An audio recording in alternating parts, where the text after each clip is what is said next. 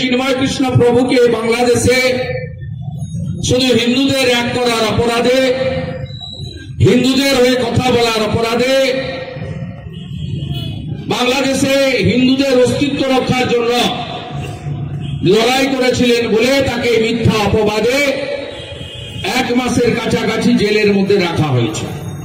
গোটা পৃথিবী আন্দোলিত হচ্ছে। বেশি করে এপারে আমরা যারা হিন্দু আছি আমরা সিঁদুরে মেঘ দেখতে পাচ্ছি যে ওপারে যা হচ্ছে এখানেও তাই হবে। ওখানে যখন 1947 সালে দ্বিজাতি তত্ত্বে মুসলিমদের জন্য পাকিস্তান, হিন্দুদের জন্য হিন্দুস্তান তৈরি হয়, সেদিন বাংলাদেশে 33% তৎকালীন পূর্ব পাকিস্তানে হিন্দু ছিল। যেদিন 1971 সালে 16 ডিসেম্বর বিজয় দিবস ভারতবর্ষের সৈন্যরা বাংলাদেশকে স্বাধীন ঘোষণা করল, পাকিস্তানের সেনানায়ক নিজামী ভারতীয় সেনার কাছে আত্মসমর্পণ করল 93,000 রাজাকারকে নিয়ে। সেই দিন বাংলাদেশে হিন্দুর সংখ্যা ছিল 21%। আজকে মেরে তাড়াতে তাড়াতে আজকে মাত্র 7% আমরা নেমে গেছি। একইভাবে ভাবে এপারে প্রথম সেন্সাস 1951-তে ডক্টর শ্যামাপ্রসাদ মুখার্জি দিয়ে যাওয়া পশ্চিমবঙ্গে আমাদের এখানে মুসলিমদের সংখ্যা ছিল 14%, আর আজকে 2011 সালের লাস্ট সেন্সাসে 27%, আর এবারের সেন্সাস শুরু হয়নি, শুরু হবে। ববি হাকিম ইতিমধ্যে ঘোষণা করেছেন যে আমরা 33% হয়ে গেছি, এবং 26 সালের সেন্সাসের পরে এখানে দেখবেন 35%-এর বেশি মুসলিম হয়ে গেছে। যাবেন কোথায় হিন্দুরা? নানাভাবে ভাগ ছিলেন, ব্রাহ্মণ, ক্ষত্র, বৈশ্য, শূদ্র। এখানেও বিজেপি, সিপিএম, তৃণমূল, কংগ্রেস নানাভাবে বিভক্ত। কেউ ঠাকুর অনুকূল চন্দ্রের অনুগামী, কেউ লোকনাথ ব্রহ্মচারীর অনুগামী, কেউ ভারত সেবাশ্রম, কেউ রামকৃষ্ণ মিশন, কেউ ইসকন, কেউ আর্য সমাজ, কেউ বৈষ্ণব সমাজ, নানাভাবে বিভক্ত। তাই জনাব ফিরহাদ হাকিম বলছেন যে ভারতে 17, বাংলায় 33, আমাদের গরিষ্ঠ সংখ্যক হতে হবে। সংখ্যাগরিষ্ঠ হলে কি হয়? সংখ্যাগরিষ্ঠ হলে সংবিধান চলে না, সেকুলারিজম থাকে না। বাংলাদেশের মতো তখন ইসলামিক কান্ট্রি হবে, মুসলিম পার্সোনাল ল বোর্ড চলবে, শরিয়া কানুন চলবে।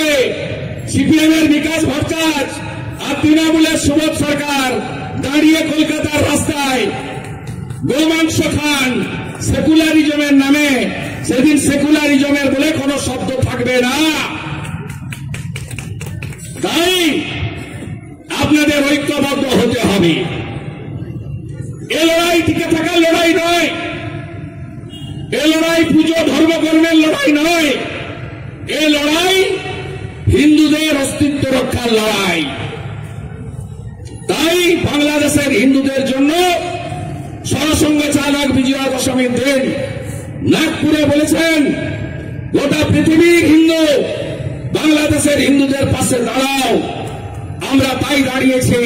পেট্রোপল অবরোধ করেছি, ভোজাডাঙ্গা অবরোধ করেছি, কলকাতায় একাধিক সভা হয়েছে, ভারত সরকার ব্যবস্থা নিচ্ছে, এবং জানুয়ারি মাসে 3য় সপ্তাহের পরে বিশ্বের রাজনৈতিক মানচিত্রে নেতৃত্বের শক্তিশালী দেশের নেতৃত্বের পরিবর্তন ঘটলে বাংলাদেশেও আমরা এই জঙ্গিবাদ, মৌলবাদ একে খতম করার জন্য যা যা করণীয় আমার বিশ্বাস নরেন্দ্র মোদীজি এবং ডোনাল্ড ট্রাম্পের নেতৃত্বে বিশ্ব সমাজ করবে।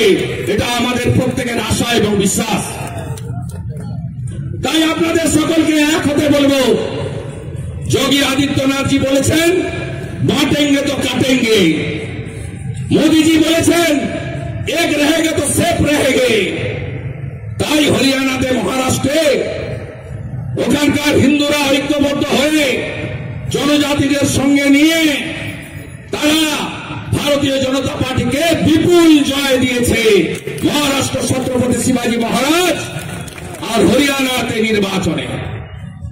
এমনকি জম্মু কাশ্মীরে মুসলিম এলাকা বিরাট, কাশ্মীর ভ্যালি, জম্মুতে হিন্দুরা মেজরিটি, সেখানেও বিজেপি সবচেয়ে বেশি আসন পেয়েছে। জম্মু কাশ্মীর তৈরি হওয়ার পরে 29টা আসন এবং একক দল হিসেবে বিজেপি 26% ভোট পেয়েছে। তাই ভারতবর্ষের মানুষ যা পাওয়া, কিছু পাওয়ার আনন্দ, অনেক কিছু না পাওয়ার যন্ত্রণাকে সরিয়ে রেখে সনাতনী এবং জনজাতিরা ঐক্যবদ্ধ হচ্ছে নিজেদের অস্তিত্ব রক্ষার জন্য। বিধানসভাতে ওয়াকফ অ্যামেন্ডমেন্ট বিলের বিরুদ্ধে প্রস্তাব এসেছিল। আমি বক্তব্য রেখেছি, বক্তব্যে বলেছি এসব করবেন পরে, আগে এনআরসি করুন। 72টা জায়গায় বিএসএফ কে জমি দেননি মমতা ব্যানার্জি। 1 কোটি রোহিঙ্গা মুসলমানকে ঢুকিয়ে, আগে 3টা জেলায় মুসলিম মেজরিটি ছিল, উত্তর দিনাজপুর, মালদা, মুর্শিদাবাদ। আজকে 9টা জেলা আমাদের কার্যত ডেমোগ্রাফি বদল করে দিয়েছেন। বিএসএফ কে জমি দেওয়া হচ্ছে না এই সরকার, রোহিঙ্গারা হু করে ঢুকছে, বদলে যাচ্ছে ডেমোগ্রাফি। আমি বলেছি এনআরসি আনুন, আগে উই ওয়ান্ট এনআরসি আনুন, লাভ জিহাদের বিরুদ্ধে আইন আনুন। আমাদের বাড়ির মেয়েদেরকে ফুসলিয়ে নিয়ে চলে যাচ্ছে জিহাদিরা, ধর্ম পরিবর্তন করছে। লাভ জিহাদের বিরুদ্ধে আইন আনুন। কবে আনবেন এইসব আইন? ঐক্যবদ্ধ আমাদের হতে হবে, বাঁচাতে হবে পশ্চিমবঙ্গকে। 1947-এর 20 জুন ডক্টর শ্যামাপ্রসাদ মুখার্জি, জ্যোতি বসু, 58 জন হিন্দু আইনসভার মেম্বার ভোট দিয়ে আমাদেরকে রেখে দিয়ে গেছেন ভারতে। আর 21 জন মুসলিম আইনসভার সদস্য ভোট দিয়েছিলেন সেদিন, যাতে আমাদের তদানীন্তন পূর্ব পাকিস্তানে পাঠিয়ে দেওয়া হয়। আপনাদের ঐক্যবদ্ধ হওয়ার আবেদন জানাতে এসেছি, দলাদলি ভুলে গিয়ে এক হওয়ার আবেদন জানাতে এসেছি। আর একটা সামান্য সমবায়ের নির্বাচন, ওই ব্যাংকে 1996 সাল থেকে আমি আছি। আমি দল পরিবর্তন করার দিন থেকে ওই ব্যাংকে আমি যাই না, আমি ওদের ছুড়ে ফেলে দিয়ে এসেছি। আপনারা জানেন তৃণমূল করার সময় যে যে পোস্ট আমি পেয়েছিলাম, প্রত্যেকটা পোস্ট আমি ছেড়ে দিয়ে 19 ডিসেম্বর 2020 অমিত শাহজির হাত থেকে বিজেপির পতাকা নিয়েছি একজন নাগরিক হিসেবে। তাই শুভেন্দু অধিকারীর কাছ থেকে কাড়িয়ে নেওয়ার কিছু নেই। শুনে রাখুন স্পষ্টভাবে, বিজেপি দলগতভাবে নির্বাচনে লড়েনি, ভারতীয় জনতা পার্টি নির্বাচনে লড়েনি। আমাদের সিদ্ধান্ত ছিল তৃণমূলের বিরুদ্ধে যারা লড়বেন, আমাদের কর্মী সমর্থক নেতারা তাকে সাপোর্ট করবে। আমরা জানি রাজ্য পুলিশ বলুন, এখানকার এক সাইকেল মিস্ত্রি, তিনি নেতা এখানকার, তিনি কেন্দ্রীয় বাহিনীকে বলছেন হিন্দু বাহিনী। আমার লজ্জা লাগে যে এইখান থেকে এমএলএ হয়েছিলেন সুশীল বাবু, হলদিয়া থেকে আজিজুল জিহাদিদের নিয়ে এসেছে। ভোট হবে কোথায়? এআরটিভির ভোট হবে মাদ্রাসাতে। তৃণমূল ঢুকে গেছে মাদ্রাসার ভিতরে, আজকিনা মাদ্রাসাতে। সাইকেল মিস্ত্রি তোমাকে আমি বলে গেলাম, আপনাকে বলে গেলাম, আপনার মতো আমি ছোট লোক নই। আপনি শুধু আমার নাম বলেননি, আমার পিতৃদেবের নাম বলেছেন। আপনার পার্টির বড় বড় নেতা শিশির বাবুকে দেখলে এখনো প্রণাম করে। এই অর্বাচীন সাইকেল মিস্ত্রি বলে শিশির বাবুর তুলসী তলায় কেবা বাতি দেবে রে, চোর ছবি বলে কেউ নাই, কেউ নাই।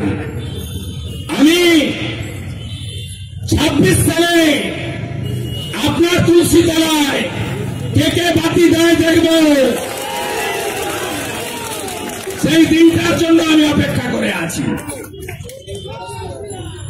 এই সাইকেল মিস্ত্রি ছোলা বাড়িতে বলেছিল না 21 সালে ভোটের আগে, শুভেন্দু তো কোন ছাড়, শুভেন্দুর বাবাও পারবে না মমতাকে হারাতে নন্দীগ্রামে। হারিয়েছি তো, আবার হারাবো। তুমি যে কোম্পানির চাকর, ওই কোম্পানির মালিককে আমি আবার হারাবো। আর সাথে এখান থেকে কি করে আবর্জনা পরিষ্কার করতে হয়, কোটি কোটি টাকা চুরি করায় সাইকেল মিস্ত্রি, 12টা আমি কি করে বাজাতে হয় লোকসভায় দেখেছ। আর পুরো ফিল্মটা তোমাকে আমি 26-এ দেখাবো সাইকেল মিস্ত্রি। আমি আজ থেকে পবিত্র রক্তরায় দাঁড়িয়ে রাধা মাধবকে প্রণাম করে রাজবাড়ি অঙ্গীকার করে যাচ্ছি, নন্দীগ্রামের সাথে আরেকটা বিধানসভা যদি আমার নিজের থাকে, সেটা মহিষাদল। আপনি আমাকে যা খুশি করুন। আমার 87 বছরের প্রবীণ রাজনীতিবিদ, আমার পিতৃদেবের নাম আপনি তুলেছেন। আমি যদি হিন্দু বাড়ির ছেলে হই, আমার শরীরে যদি হিন্দু রক্ত থাকে, আমার বাড়ির বিপিন অধিকারী যদি 8 বছর ব্রিটিশের জেলে থাকে, স্বাধীনতা সংগ্রামী হয়ে থাকে, আপনাকে আমি তুলসী তলায় তুলব 26 সালে। আমার নাম শুভেন্দু অধিকারী। আপনি আমার কাছে কিছু নয়, ছাড় পোকা। আমি লক্ষণ শেঠের মতো স্তম্ভকে নড়িয়েছি। আমি মমতা ব্যানার্জির মতো 3 বারের মুখ্যমন্ত্রীকে হারিয়েছি। আমাকে নতুন করে পরীক্ষায় বসতে হবে না। আমি শুধু বলবো, আমার হিন্দু ভাইদের বন্ধুদের যোগ বাঁধুন। এই জিহাদিরা ভাবতে পারেন 5 জন স্বাধীনতা সংগ্রামী এই ব্যাংক তৈরি করেছিল 1945-এ, রেজিস্ট্রেশন নম্বর 10। আপনি ভাবতে পারেন 30% শেয়ার হোল্ডার ভোট দিয়েছে। আমি 96 সাল থেকে ডেলিগেটে লড়ি। আমি এ ভোটে পার্টিসিপেট করিনি। আর এই কিছু পেটুয়া চ্যানেলকে বলি, তৃণমূল বিজেপি হারেনি, বিজেপি এই নির্বাচনে লড়েনি, শুভেন্দু অধিকারী নিজেই ভোট দিতে যায়নি। আমরা প্রতিষ্ঠান তৈরি করি। এইচডিএ কি ছিল লোক দেখেছে। আজকে এইচডিএর দশা কি হয়েছে দেখছে লোক। এই চোররা যেদিন ব্যাংকে বসবে না, লাইন দিয়ে ডিপোজিটাররা টাকা তুলে নেবে। আমি তো প্রথম আমার অ্যাকাউন্ট বন্ধ করব। সুপ্রিম কোর্ট দেখছেন না 26,000 চাকরি নিয়ে কি কি বলছে। চোরেদের মুখোশ কেমন খুলছে। দুটো শব্দ মাথায় রাখবেন, ধৈর্য আর সহ্য। আর এই চোরেদের হাতে, জিহাদিদের সাথে নিয়ে জেনুইন ব্যবসায়ী শিক্ষক যারা এই ব্যাংকটাকে তিলে তিলে তৈরি করেছে, সুপ্রকাশ সামন্ত আপনার লজ্জা করল না? আপনি নাকি ভদ্রলোক? আজিজুলের বাহিনী লুট করলো, মহিষাদল দেখেছে কখনো? আমি নিশ্চিত বুদ্ধদেব ভৌমিক, সুকুমার দাস, সোমনাথ মাইতি যদি বেঁচে থাকতেন, এই দৃশ্য মহিষাদলের লোককে দেখতে হতো না। যে দৃশ্য এই সাইকেল মিস্ত্রি আর তার জিহাদি বাহিনী আপনাদের দেখিয়ে দিয়ে গেল। সাথে আছেন? আমি মাঝে মাঝে মহিষাদলে ঢুকবো। একটা মন্ডলে আসবো 25 তারিখে, অটল বিহারী বাজপেয়ীর জন্মদিন সুশাসন। কোথায় কি প্রোগ্রাম হবে আমি মন্ডল প্রেসিডেন্টকে জানিয়ে দেব কোন মন্ডলে আমি আসবো। প্রত্যেক মাসে সামাজিক, রাজনৈতিক, ধর্মীয়, পারিবারিক জনসংযোগে শুভেন্দু অধিকারীকে মহিষাদল পাবে। সাইকেল মিস্ত্রি, আপনি আমার বাদ তুলেছেন। আমি যদি বাপের বেটা হই, আপনার উত্তরটা আমি 26 সালে দেব। সবাই ভালো থাকবেন। প্রচুর ঠান্ডা, 4:30 থেকে এসে বসে গেছেন, 6:30 বাজে। কয়েক ঘন্টার নোটিশে এসছেন, সবাইকে গাড়ি দেওয়া যায়নি।